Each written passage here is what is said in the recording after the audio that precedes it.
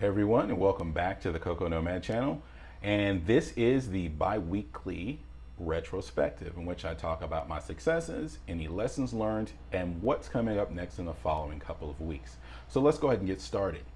Now, the first thing that I want to talk about is the successes that I've had, and that is primarily in two areas. One, I launched a new Redbubble store. I mentioned in the previous episode that I was going to return to print on demand, something I haven't done in about 4 years. I started on Teespring some years ago, didn't really have any success with it, but I also didn't really follow through with it as much as I needed to do. I think I tried it and dipped a toe and then didn't really put the time in consistently that needs to be done. So I'm committed this time to really giving it a go. I'm trying some different platforms. For instance, I'm on Amazon merch, but I'm still at the tier 10, so I have very few submissions that I can make. But I decided to start with something that was a little bit easier and allowed me to really make more designs available, and that is on Redbubble. So I launched a Redbubble store that is restricted to my photography, my travel photography. I've taken a lot of pictures over the last 5 years of traveling. And some of them, were pretty good. I've gotten some pretty good responses for the photos I've taken on Instagram and some other locations on social media. So I decided to make them available because I think some of them would make very good art prints, things that you could put up in your home, or nice posters, or book bag or something, things like that. Which is the really impressive thing I've learned about Redbubble is they have so many products available. You do have to tweak them a little bit for each of the items that you post, but I find that for a lot of the items that I'm really focused on, the photography that I have works very, very well. Super excited about it. And the great thing about it in terms of success is not only did I launch the store, but I got a sale in the first week. I made a post launching the store on social media, and I got a sale for a smaller piece of an art print. And although the royalties are only about $1, I don't really care. I'm just happy to have the initial sale, and I'll continue to make additional submissions, upload more of my artwork there, and see what happens. I'm committed, as I said, to doing this on a consistent basis. Part of my monthly challenge here in the month of July is to have 100 photos listed available for prints for purchase. So I'm a little behind right now, full disclosure, in terms of progress, but I'm working very hard this week to not only catch up, to get back on pace so that I can be successful. I'll report on that in the next retrospective, how well I did with that challenge, and then announcing the following challenge, the challenge for August, which will also be PLD related, but in a different space. I'm really interested in exploring the space. I've been following a lot of people on YouTube, and I'm really interested in what they've been able to do. And I'd like to leverage and have another creative outlet outside of programming, and a way to make, if it can make some side income, that's great. It would be really nice to have another side income that I can use creatively to create, so that I'm not just dependent on app store sales and or client work, just app development for clients. I'm really trying to expand and diversify in these different areas.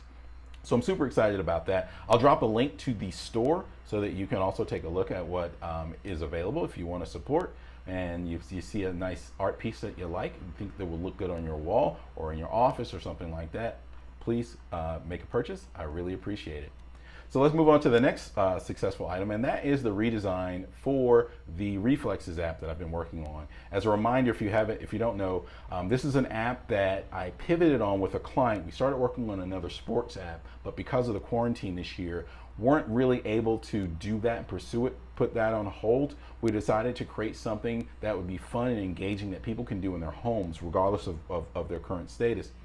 So we've been working on that. We launched it about 4 or 5 weeks ago. It's been pretty successful. It's got a little bit of virality. Some people are really starting to enjoy it. We're starting to see it used in some different areas, and we're sort of using that as a way to determine where we're going to go next. And the current week, we do some challenges, and this week's challenge is a plank challenge, and I'll drop a link to the video of me participating in the plank challenge.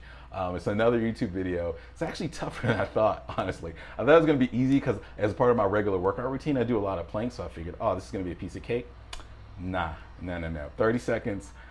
I don't even know if I could do 2 full minutes of that. I was really feeling it. A minute would probably have me pretty gassed, and you're still trying to score points. So it'd be fun if you can participate. It is only available on iOS right now, but if you can, download it. It's free. Participate in the challenge. Doing a plank trying to score on the medium setting for 30 seconds and see how you do. So let's move on. So the next thing is the setbacks and lessons learned. So those were two really good things that happened, but the last week brought about a change that kind of set me back a bit. I'd kind of gotten into a new routine because here in Colombia, we were able to go out and about on a regular basis, start to get a return to normalcy of whatever that is at the time. But due to the huge increase of cases in the last week or 2 weeks, we are back on a quarantine/lockdown. So that means that 1 day a week I'm able to go out and do my shopping, and for 3 days the city is on complete lockdown. So we're on basically like a curfew. You're not allowed to go out. Only essential workers are able to go out and about, and it's really a bit of a setback. I was doing okay under the previous rule, but once things were open back up a bit, I was doing my daily walk, which I really love. It's just like a huge part of my routine to get my day started. I basically go for a walk, get a little exercise, warm up before my actual workout, listen to podcasts, and here I am back under like this larger restriction. It's really frustrating. I understand the need for it, but it doesn't make it any less frustrating to have to deal with, and it sort of upset my routine a bit, and it put me back into a bit of disarray. So it took a few days to get used to that again and just basically reconcile my feelings about the new state. So that's where we am right now, and sometimes it's just the lesson you have to learn. Like, there are going to be disappointments, and I know personally I'm a person that does not do well when I'm given something and then it gets taken away. I do a lot better just not having it to begin with, because I get acclimated to having it, and then just having it sort of rip right back in about a week and a half is like very frustrating. And it's just something I have to deal with. It's just a problem I've had even as a little kid. And it's just time to like grow up and just understand that happens in life, right? Which takes me to what's next, which basically I've just decided. I talked to a friend about this, and we were sharing sort of like our approaches to dealing with this. This is another friend who lives here in Colombia, and he basically said to me, this is what helped me reconcile my feelings, was that he's just resigned to that he's going to be here for the next year. You know, he's through 2021. He's just like, you know, this is what it is. I'm going to be here for another year. I haven't quite gotten to that point yet because I had huge travel plans at the beginning of the year. It was going to be another year of me returning to sort of more nomadic travel, visiting a lot of countries, doing a lot of things.